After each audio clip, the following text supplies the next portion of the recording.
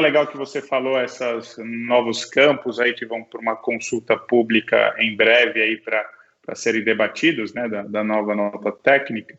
E aí, acho que é algo que impacta bastante o mercado eletrônico, né, que a principal obrigação ali na venda deles é a NFE, tem a GNRE também para aquelas operações interestaduais aqui, onde no COD a gente tem a plataforma que automatiza a geração e o pagamento. Mas eu queria que você falasse aí, Jorge, quais são as principais mudanças aí para a nota fiscal eletrônica, para a DFE aí, que estão planejadas aí para esse ano, ou assim, para o próximo ano aí? Que de novo vem, novos campos, nova validação? Se você puder dar um overview para a gente, vai ser fantástico. Nossa, tem muita coisa, viu? Olha, só de consulta pública nós temos 3 notas técnicas. Um dos itens mais pedidos pelas empresas foi o canhoto eletrônico, né? As empresas, desde 2007, exigia-se isso, pedia-se, porque tem N cenários para se reportar, e aí o fisco lançou o canhoto para a transportadora, e aí foi o mote que as empresas falaram, não, mas eu também quero. Então, isso a partir de 30/9, 1º de outubro também, melhor dizendo, as empresas terão acesso ao mesmo canhoto que que é fornecido hoje para as transportadoras, as empresas terão acesso a esse documento que é de uso para cobrança de credor, enfim, uma série de questões relacionadas a isso. Esse foi o primeiro passo. A gente tem questões relacionadas ao que eu falei da plataforma digital, aos meios de pagamento, né, a inserção do Pix, que também é uma novidade aí como forma de pagamento, né? Vai transformar os meios de pagamentos, vai acabar com TED, com DOC, por exemplo. Nós temos um novo código de barras, esse vai dar muita confusão, né? Porque hoje já existe o ambiente do GTIM, que é o código de barras oficial da Cefaz e da GS1, que é a administradora mundial, mas o fisco diz que, olha, existem empresas que têm código de barras desenvolvido internamente pela sua TI e querem colocar isso por conta de logística, por conta de controle de estoque. Beleza. Só que a chance de um trocar o outro vai ser enorme, porque 2 códigos de barras no mesmo documento fiscal, meu amigo, prepare-se, vai ter muito rolo. Hoje já tem. Hoje, no varejo, eles dizem que 35% dos GTIM estão desatualizados. Porque quando ocorre isso? Eu sou um fabricante, contratei a GS1 para criar o código de barras, só que tem que anualmente fazer a atualização, porque mudam as coisas. E tem muita gente que não fez a atualização e esse código está desatualizado. Enfim, e dá problema sério aí na hora da emissão da nota. Esse é o... E voltando ao GTIM, ele vai ter uma nota a ser divulgada brevemente, que vai estabelecer as novas datas, aquelas datas escalonadas para o grupo de empresas para a implementação do GTIM oficialmente. Já tem a legislação, já tem a obrigatoriedade, o que eles não fazem hoje é a validação desses cadastros, e eles vão estabelecer para 2021, segundo semestre, a validação desses códigos. E aí tem que tomar muito cuidado em relação a isso. Esses são os itens principais na nota fiscal. Temos também o pleito da FEComércio, que está em desenvolvimento, que é o código QR Code no documento fiscal, no DANF e no DACT, né, do transportador. Mas já existe um outro que já começa agora em outubro, que é o fim do DANF, o fim do DACT. Vai começar o fim do DACT com o transportador autônomo, que vai emitir o conhecimento de transporte e o MDFE pelo aplicativo, que inclusive já está disponível lá na loja do Android para fazer download, mas só o transportador autônomo que vai poder emitir nesse momento. Depois o produtor rural e o ano que vem pequenos negócios. Enfim, aquilo que a gente falava ser impossível no país começa a se desenhar agora a partir de outubro, que é a operação sem nenhum documento em papel. parece que eu estou sonhando. Isso vai acontecer agora com o transportador autônomo. Tem um outro item muito reclamado pelas empresas, que é o MDFE integrado. O fisco, desde 2015, tem feito uma transição de transformar o conhecimento de transporte e deixá-lo exclusivamente para fins fiscais. E o MDFE para fins logísticos. Então, ele tirou várias informações do CTE e colocou no MDFE. E fez a parceria, o acordo com a ANTT, que também solicitou algumas informações para poder transformar efetivamente o MDFE no MDFE integrado, de tal sorte que da solução já gere o CIOT. Então, isso é uma reclamação, porque hoje a empresa tem que gerar o MDFE, gerar o CIOT, é um retrabalho desnecessário, porque tem todas as informações lá. Esse também é outro pleito, o prazo dele está 30/9, a gente não sabe ainda se vai ser postergado ou se ele já vai entrar a partir de 1º de outubro, a gente está aguardando. Começou hoje a reunião do CONFAS, vai até quinta-feira, e a gente vai ter novidades em relação ao MDF, para poder evitar a duplicidade, né? Porque esse advento do TAC emitindo conhecimento entra em duplicidade com a empresa que contrata o transportador autônomo.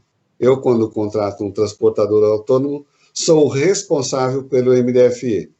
Como ele vai emitir, vão emitir 2, então no CONFAS eles devem eliminar a obrigatoriedade do contratante. Essa é uma das reclamações e novidades que deve vir essa semana, sem falar que São Paulo, que não acatou ainda, não assinou a nota fiscal fácil, portanto, tem esse probleminha aí, contratando transportador autônomo no estado de São Paulo, ele vai emitir RPA. Bom, acho que foi um excelente overview, mas continua aí, Jorge. Complementando, nós temos lá em Santa Catarina, o povo está aguardando ansiosamente a nota fiscal de consumidor eletrônica. Ela já avançou alguns passos, mas o modelo deles é um pouco diferente do modelo previsto no Brasil. Ele está mais próximo de São Paulo e de Fortaleza, com uma contingência específica, mas é outro cenário para o pós-Covid, vamos chamar assim. E o que mais que nós temos? CTE, NFE, NFCE, todos acompanham o processo.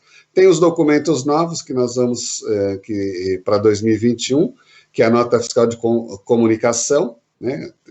Serviços de internet, telefonia, já tem a de energia e vai ter a de comunicação. E também a de transporte metropolitano, né? Já tem o bilhete de passagem, e vai ter o transporte metropolitano, que é esse da cidade mesmo, que a gente passa o cartão, o estado que quiser implementar vai poder, não será obrigatório. A vantagem desse modelo é ter maior controle sobre as empresas que exploram essa atividade no estado, porque, na sua grande maioria, são empresas privadas, licitadas, que prestam serviço, e o fisco depende dessa arrecadação, né? Então, o projeto do NFE-TM vai ficar à disposição dos estados que queiram aderir a esse modelo. E, em paralelo, correndo por fora, existe um projeto bem interessante, que é a nota fiscal IBS Brasil, que vai suportar, que já vem trazendo a reforma tributária, né? A ideia é que ela ampare todo o cenário da reforma tributária, e, segundo o fisco, a partir dela não será necessário ter obrigação acessória, tudo vai ser gerado a partir dela. Aliás, esse é uma disrupção bem interessante para o modelo que a gente está acostumado há 1000 anos. Mas seria uma nota, Jorge, para todos os entes federativos, para os municípios, Estado e União? Seria um documento unificado para tudo, transporte, comunicação? Porque, na realidade, o IBS, das propostas, a proposta do CONFAS, por exemplo, do CONZEFAS, prevê a união do ICMS, do IPI, PIS e COFINS, e do ISS. Então, uma nota IBS Brasil, ela ampararia esses documentos fiscais, esses tributos. Portanto, não importa qual é o tipo de serviço ou mercadoria, se tem esses impostos, será essa nota, se essa proposta for aprovada, né? Não, interessante, Só para completar, o CONSEFAS fez um merge, vamos chamar assim, da PEC 45, que é a 110, e apresentou isso agora, dia 5 de agosto, lá no Congresso, dizendo que ele entende que aquela proposta ampara aos pleitos de todos os governadores. É interessante, porque uma das problemáticas que a gente entende para a reforma tributária é exatamente isso, né? Hoje, cada município tem uma nota, cada estado, por mais que é algo federal, já é melhor, né? Mas cada um tem sua autonomia aí para criar o documento que bem entender. E são vários documentos hoje, é o CTE, NFCE, nota fiscal de serviço, enfim, tem um monte de documento. E eu acredito que uma das premissas para a gente ter um modelo tributário mais eficiente seria um documento eletrônico único, né? Então, acho que esse é um caminho que realmente, independente do modelo de reforma tributária que a gente vá seguir, a gente precisa de uma reforma tributária, mas acho que passa por essa premissa de ter um documento unificado, né? Só para a gente ver, a nota fiscal do serviço eletrônica ainda não é, né? Cada município ainda tem o seu, o modelo nacional ainda está indo bem devagar. E periga ela nem entrar, né? Exatamente. Agora eu vou te contar um negócio, falando de unificação de impostos e de notas, e voltando ao nosso tema de compliance, me preocupa bastante, porque ao passo em que a gente está há 10 anos de projeto e identifica que as empresas ainda não têm esse compliance todo, você imagina ter que, digamos, catapultar para um outro modelo disruptivo totalmente, de um cenário que a gente sabe que não está plenamente compliance. Eu lido com empresas que não conseguem gerar um BI de um RP porque a base do RP está um lixo. Esse é o termo que eu escuto. Aí eu falo, então pega toda a sua base SPED para poder tratar isso. Mas aí é complicado, são muitas unidades, enfim. E tem outro, eu descobri dia desses. Você sabe que a minha mulher trabalha com lei de incentivo cultural para eventos, de apoio, enfim. E aí o que ela está ouvindo das empresas é que não interessa, eles não querem participar do PROAC, que é estadual, Estado de São Paulo, por exemplo, ICMS, ou da Lei Rouanet, porque eles têm medo de sofrer fiscalização, porque eles não estão tão compliance assim. Eu falo, meu Deus do céu, o que está acontecendo? O camarada tem medo de ser fiscalizado, por isso ele não vai participar de uma lei de incentivo cultural. Olha o estado que está a coisa. Tá complicado. E tem o detalhe que ainda tem um prazo de transição, né? Então você vai ter que viver com esse modelo ainda que não está todo certo com um modelo novo, né? Vai ser bem complexo. A transição vai ser punk. Contadores, preparem-se, porque você tem a proposta essa que eu comentei do CONSEFAS, eles estabeleceram que entendem que 2 anos de transição e depois 8 anos para fechar o modelo final. Então, você imagina nesses primeiros 2 anos você ter que ter 2 resultados, né, para poder amparar o conselho fiscal, o investidor, o sócio da empresa. Ele quer ver o cenário atual e o cenário da transição, juntar os dois e ver como que a empresa se porta. Do lado do contador, ele tem que ter ferramentas para isso.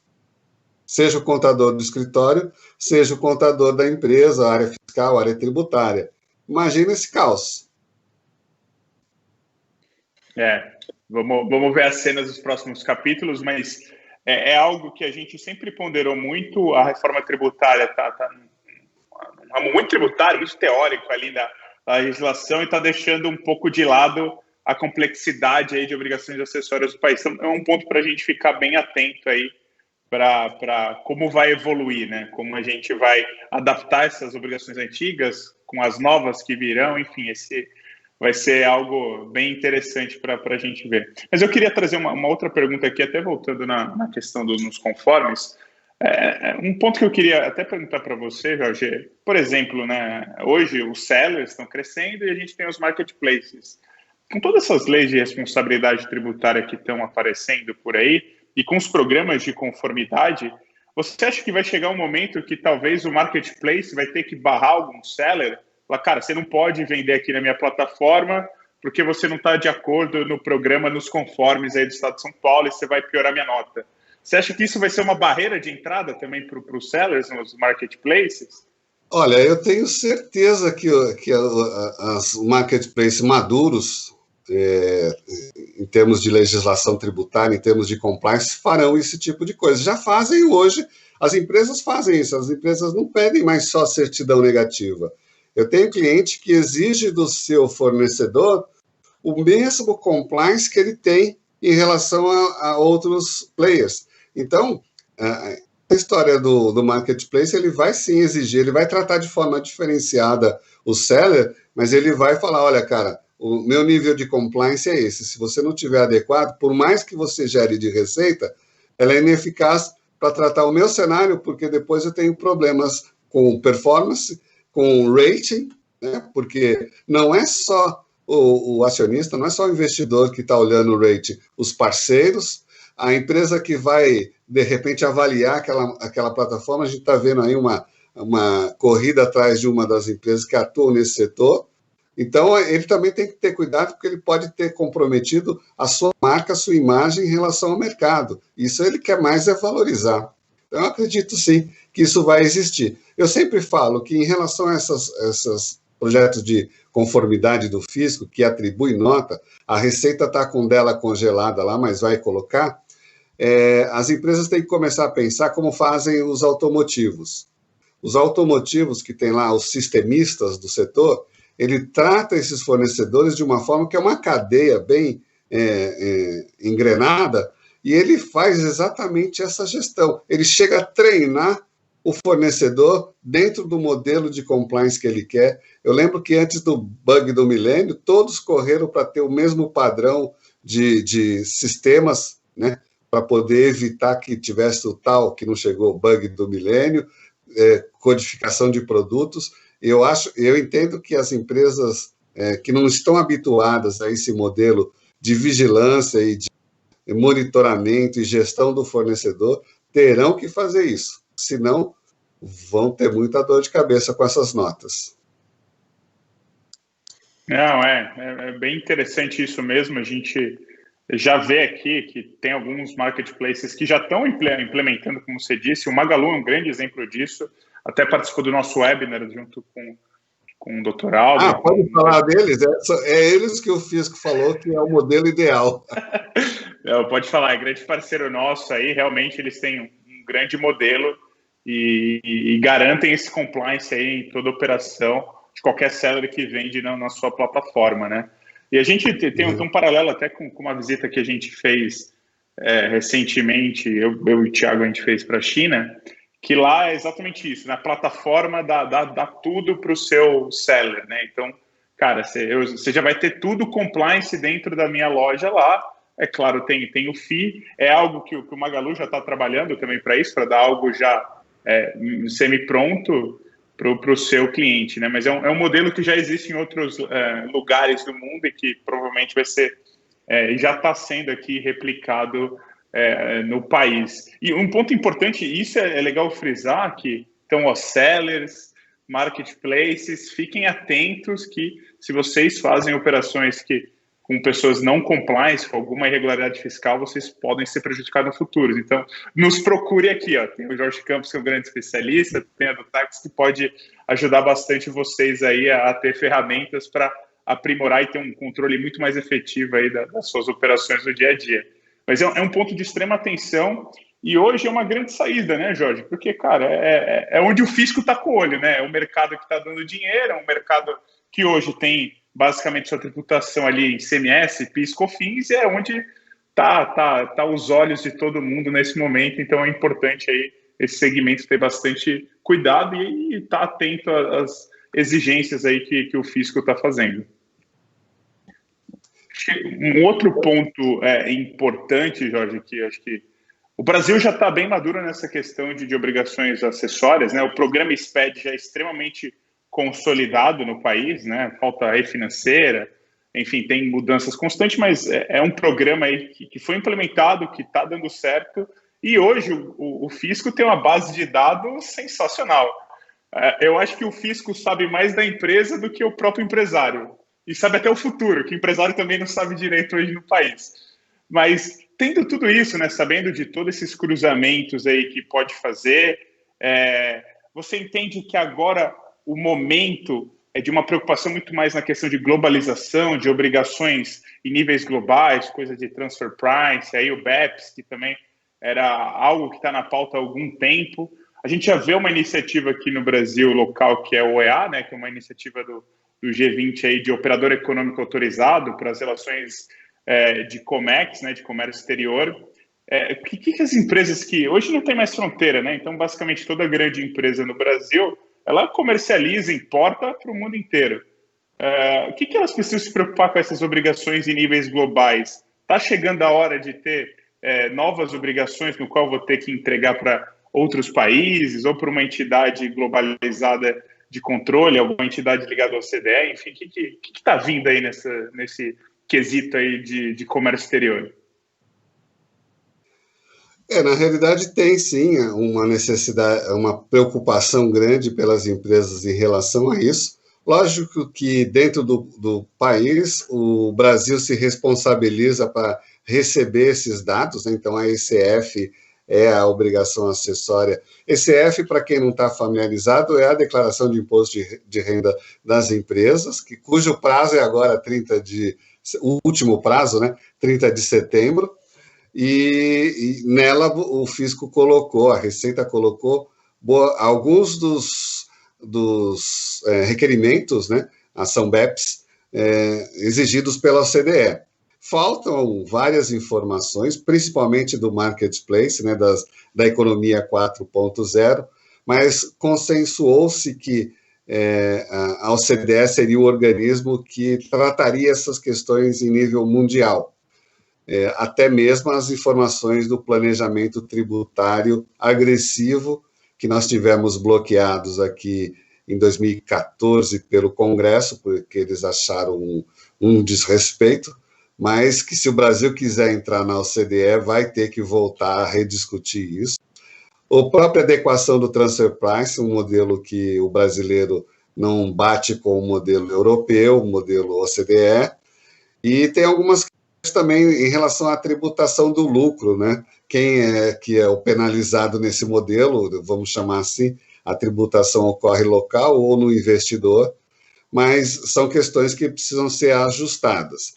Aí a gente tem dois cenários, né? As grandes empresas, as grandes subsidiárias de grandes empresas lá fora, as nacionais que operam lá fora também temos esse perfil, e tem aquelas empresas médias que querem adentrar no mercado internacional. Essas têm um pouco mais de dificuldade por conta das ferramentas, da especialização dos profissionais para atender esses requerimentos. Então, é um cenário onde eu não sei te dizer até que ponto o mercado europeu será prejudicado com essa relação Brasil-Europa, em função do que a gente está acompanhando aí no dia a dia das queimadas. Mas se o mercado se abrisse realmente, haveria um boom considerável até para essas empresas menores. E aí eu queria apontar um detalhe importante, Ivon. Eu conversei um tempo atrás com um grande empresário alemão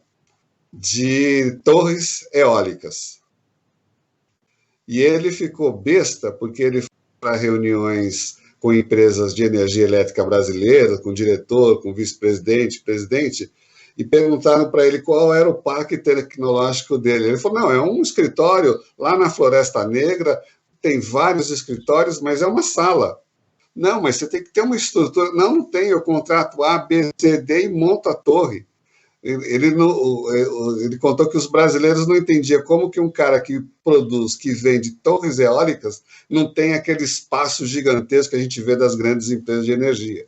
Então, essa é uma visão que o brasileiro precisa mudar quando ele monta seus negócios lá fora, porque lá fora eles têm a visão da eficiência, da qualidade do dado, da informação e do produto. Então, são cenários a serem cumpridos para poder atingir esses outros mercados. Compliance, eles são terrivelmente exigentes em relação à compliance. Eu falo isso porque eu tenho cliente que a obrigação acessória brasileira é feita pelo México, controlado por uma empresa alemã, australiana, outra é na Ucrânia. Então, eles têm a visão do que é a obrigação acessória no Brasil. Agora, você me pergunta se surgirão novas ferramentas, novas obrigações. A gente acompanhou isso, teve o FATCA do investidor brasileiro lá fora, nos Estados Unidos, e do investidor americano aqui no Brasil. Isso tudo também foi lá na E-Financeira. Então, o projeto SPED também trouxe, foi o arcabouço para atender essas novas regulamentações. O RECT, para quem não sabe, é quem tem divisas, tem dinheiro lá fora e não regularizou, ele usa o RECT para poder regularizar esse dinheiro e não ter dor de cabeça depois, pagando o imposto, é claro. Não, bacana. Eu acho que isso é importante. Acho que, como você falou bem, acho que o Projeto SPRED já trouxe toda essa base aí que vai facilitar muito aí nessa questão de globalização e já vem ajudando as empresas. Claro que, como a gente bem falou aqui por esse web, tem muito por fazer, tem muita empresa ainda que peca um pouco, mas o caminho está dado aí. Acho que já tem bons exemplos no mercado de como tem que ser feito, né? Aqui eu queria até puxar aqui para um quadro novo que a gente pensou aqui, uma espécie de ping-pong, mas fica à vontade para dar seu comentário aí, a opinião aí do convidado, a opinião do Jorge Campos hoje, sobre alguns temas aqui, são basicamente 5 temas que a gente destacou como relevantes, a opinião aí mais pessoal, né? O que você acha que vai acontecer? E eu vou começar aqui pela reforma tributária, que a gente até comentou, mas para você, Jorge Campos, qual o melhor modelo e se vai acontecer? O que você acha aí? Eu acredito bastante na reforma. Eu entendo que o modelo do CONCEFAZ é muito bom, incluindo 5 impostos, inclusive ISS, que é o mais difícil de todos, não pela alíquota, mas pelo volume de municípios, né, 5.700 municípios. A gente tinha dificuldade em enxergar uma nota fiscal nacional para tudo isso, mas em termos de reforma que mexe no bolso, eu acredito mais. Embora a Brasf não aceite, prefere lá o Simplifica Já, mas eu acredito no modelo CONCEFAZ porque tem o amparo e o apoio das 27 UFs. A transição também eu acho positiva, 2 anos com 8 anos para fechar o modelo. Esses 8 anos, é importante destacar, 8 anos para ter a fruição dos benefícios que as empresas gozam hoje. Porque tem muita empresa que fez investimento em montar a fábrica em tal lugar, tem um prazo lá de 10 anos, então estabeleceu-se 8 anos para que ela usufruísse desses benefícios. Lógico que tem o desafio para as empresas atuais paulatinamente, perdendo esses incentivos e substituindo na sua operação a melhor forma de trabalhar isso, né? Porque a reforma prevê o fim dos incentivos e benefícios fiscais, que a gente sabe que foram manipulados, usados de forma política, muitos deles. Então, eu acredito nessa reforma, acredito sim que sai ainda esse ano, porque, segundo uns, se não sair, o Brasil para. Como se... E aí é um recado, né, importante, né? Afinal, a reforma não traz aumento de tributação, pelo menos é o acordo. Também não acredito nisso. Se ela não traz, por que é a reforma? Mas ela organiza a casa. Aí é outra coisa. Tem um problema de gestão aí. E unificação. Aí sim entendo que é um problema sério a ser tratado. E simplificação, né? Não, é importante também, é algo que a gente defende aí, precisa dessa simplificação e de uma racionalização aí na quantidade de impostos, né? Nosso sistema tributário é uma concha de retalho, né, Jorge? Vem lá da década de 60, vem sendo retalhado aí ao longo do tempo. A gente precisa de algo novo aí, seguindo os melhores padrões internacionais, e o IVA aí, acho que é o melhor padrão, já testado e homologado com bastante sucesso em outros países. Puxando ainda esse tema da reforma, você acredita que esse documento fiscal eletrônico unificado é possível mesmo? Vai sair do papel mesmo? Esse sonho, né? Que basicamente a NFE nasceu com esse sonho, né? De ser um documento único, tanto que ele previa até tags lá de serviço, né? Mas acabou não sendo adotado por a maioria dos municípios. Eu fico bastante assim esperançoso e emocionado quando eu falo disso, porque nós estamos vivendo mais uma transição. Nós tivemos a transição em 2005 da nota eletrônica, ela começou em 2005, as discussões. Foi um grande boom e uma grande disrupção, né? Vamos falar assim. Falava-se que o país ia parar com a nota fiscal eletrônica. Trouxe os certificados digitais de 2000 até 2005, não tinha se falado nada em termos de certificados digitais, e agora a gente está numa transição nova, porque o Brasil tem o papel agora, por conta da nota eletrônica, de ser o timoneiro da inovação nos documentos fiscais, nas invoices, né? Vamos falar como eles usam lá fora. E agora o Brasil tem o papel de transformar essa nota no modelo blockchain. Então, esse modelo que está sendo adotado, blockchain já é usado hoje no BCPF, desenvolvido pela Dataprev, tem uma documentação lá no site, quem tiver interessado, e a China já fez um modelo de invoice blockchain também, e eu acho que é importante que o Brasil não perca esse time e já coloque o seu modelo, que é tão elogiado, com mais de 25 bilhões de documentos fiscais emitidos, que ele também seja o pioneiro nessa nova tecnologia, e quiçá consiga diminuir aí, ou reduzir a zero, como ele diz, as obrigações acessórias. Não vai reduzir a zero, mas aquelas atreladas a documento fiscal, ele se propõe a eliminá-las.